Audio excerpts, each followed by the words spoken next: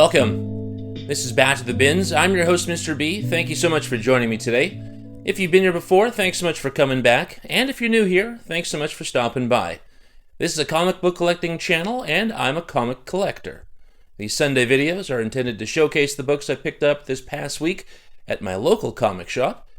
I've got a pull list, so I'm pretty familiar with what's happening in comics today. I love digging through the dollar bins, and I love digging through the back issue bins. So, if that sounds interesting to you, and you'd like to join me on my journey back to the bins, why don't you take a look over here, and I'll show you what I picked up. Alright, and like I said, these are the books I picked up this past week at my local comic shop, 204 Comics in Winnipeg, and as per usual, we start in alphabetical order. And that takes us to something new this week. This coming out of DC, we've got Action Comics number 1074, part of the All-In event happening. That's a Sebastian Fiumara cardstock variant. He's an artist that I just have gotten wise to recently, and he's doing a good run on Action Comics, and so I'm going to be buying these just for the covers. I think they're spectacular. I think his work is spectacular. And, just look at this cover. It's just gorgeous. Superman has never looked better. Whatever crazy character that is attacking him looks fantastic. The wear of the image, this is just classic Superman. This looks fantastic. I love it. It's so good.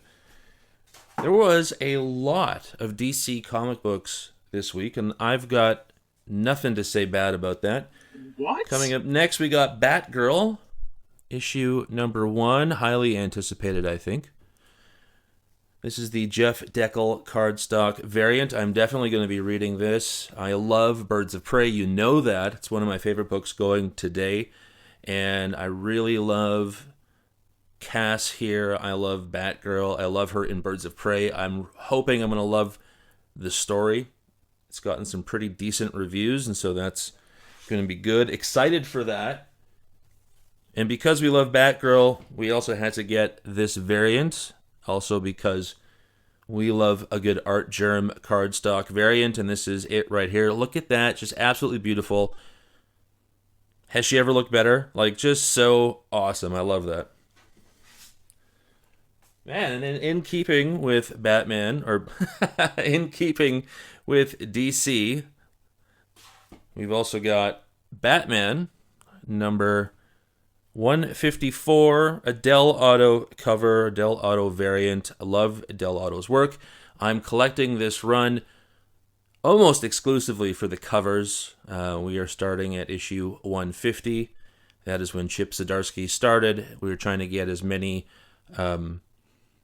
same artist covers as possible, and Del Auto has just done a ton of these. So here we are at issue, I said 150. We started at 125 when Zdarsky took over, and Del Auto has been doing a lot of these covers, so this is great for 154. Been missing these covers. Eventually we'll read this run too.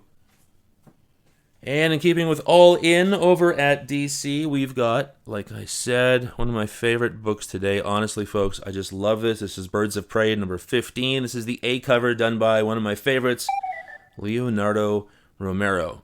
I just love the way he draws. His artistry is fantastic. It's old school. And I love that there's a lot of artists these days that are still doing sort of old school comic looks. And this is one of them. Beautiful cover. Again, I love it. Oracle right there. So cool. And as is per usual with Birds of Prey, we get a variant cover. And so this one right here is done by another favorite of mine, Ejikure. This is the cardstock variant. Once again, Birds of Prey number 15. Big Barda is like one of my favorite characters in all of comicdom, and look at her there, nice and prominent, and that cape of hers with a mind of its own, just waving everywhere, much like Batman's. All right, and then moving into the indie stuff from Dark Horse, we've got End of the World Nuclear Holocaust stuff with Duck and Cover. This is issue number 3. And, man, I can't believe I forgot to include who did the cover here. So I will put that up right next to this particular issue. My apologies. I'm behind. I've still only read issue 1. But issue 3 must be somewhere in the mix, coming soon. I'm always behind on these books. And keeping independent, but going over to Dynamite, we've got Disney DuckTales issue 1. This is one of my favorite cartoons as a kid. It probably came out when? 1989, maybe? Something like that. I was 12, maybe I was 11. I'm not entirely sure, but I really love this. Everybody loved Darkwing Duck, and I was just still stuck on DuckTales. I really love DuckTales, and this is the classic character art variant. I'm actually thinking, I bought this strictly for the cover. This is such classic Scrooge McDuck. I had to have it. I'm thinking maybe about slabbing this thing. It's really nice looking, and to preserve it like this, I think would just be great. What do you think? Slab? All right, now heading back over to Dark Horse. We've got a final issue right here. This is Guilt Frame number 3. That's a Matt Kindt and Matt Kindt cover, working alongside his mother, whose name, Margie Kindt, does the writing with him. I liked the first issue quite a bit. These are pretty big books, 60 some odd pages, filled with a lot of great artwork and a lot of information. I feel that for what I wanted out of a murder mystery, this is just a little too long-winded. I would have rather this just been 4 issues of a regular sort of sized comic, but I'm also into the idea that somebody's willing to do this to get all kinds of detail and cool stuff that's not available in most other comics. So it's not for me, but it's probably for a lot of other people. But very cool. Happy to have this as part of the collection. I think it's neat, so that's cool. And these covers have been fun. Heading back over to DC, right here. Look at that. We got a Green Arrow annual for 2024. This is issue number 1. I can't imagine there being 2 annuals in 1 year. That would be a biannual, right? But this is a Sean Izaakse cover, and I've been seeing lots of great reviews about this issue on League of Comic Geeks. This is a great series. I love this. I've been meaning to drop it, but I'm still locked in because of a lot of the covers. I'm locked in because I really like the characters. It's another situation where you can get, Black Canary, who's also a member of Birds of Prey. I really like how these characters are weaving throughout every title. That's kind of cool. So yeah, I really like this. I've seen a lot of great things about this so far, and I can't wait to read it at some point. Back over to Dark Horse. We got a pretty cool book here. This is Kill All Immortals, number 4. That's a Jacob Phillips variant. It's a cool book about immortals and some infighting with the family of immortals. I've enjoyed it. A lot of blood, guts, and gore, so that's cool. Last issue kind of jarred me a little bit for no other reason than I just think I didn't connect well with it. But I still have high hopes for this book, as those first 2 issues were fantastic, and I like where it's gone. I like the characters, and like I said, I really like the graphic nature of this particular book. So, still going to keep reading it, and still enjoying it. All right, now over to the Ultra Independent, a book that I've been waiting for quite some time. This is Killtown, issue number 1. That's a Sampei variant. Like I said, been waiting for this for months. I can't even remember when it came up on the FOC, but I have had this waiting in the stack for a long time. So nice to finally get it. That's got a real similar vibe to Kill Bill, the movie poster, or the VHS. So I like that about this. There were a couple of sort of cool variant covers, but this one, because of my love for Tarantino, I figured I had to have this.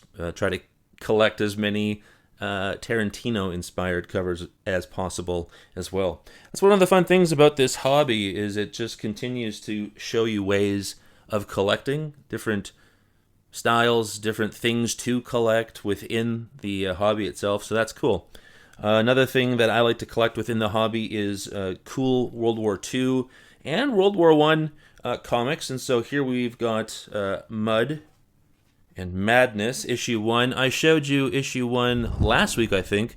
I'd been waiting for this second variant to come in. And this is the Brian Makish variant, and just a very cool cover. Here in Canada, we will be celebrating or paying tribute during November 11th, which is Remembrance Day. It's Veterans Day in the States. So kind of nice to have this before that day, because this is a World War I comic. This is about Canadians in World War I, and they're fighting vampires or Dracula or something like that. So a big twist, but I will be reading this as part of sort of World War II book comics that I'll be reading over November 11th as I pay my respects to the men and women who served in wars everywhere. Anyway, very cool. Love to get that.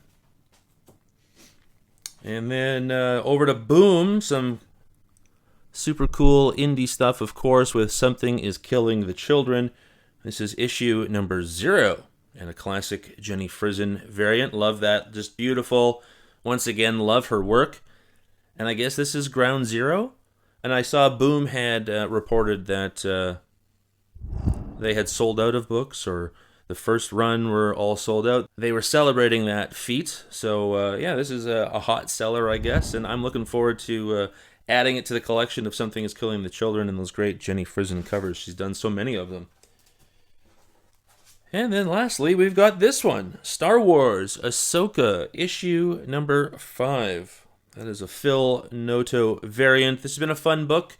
Nice to get to know Ahsoka and her history. And always fun to read a fun Star Wars book. So nice to have that. And a nice variant cover with Anakin and a young Ahsoka. So that's cool. And, you know, you get some early clone troopers. Neat stuff.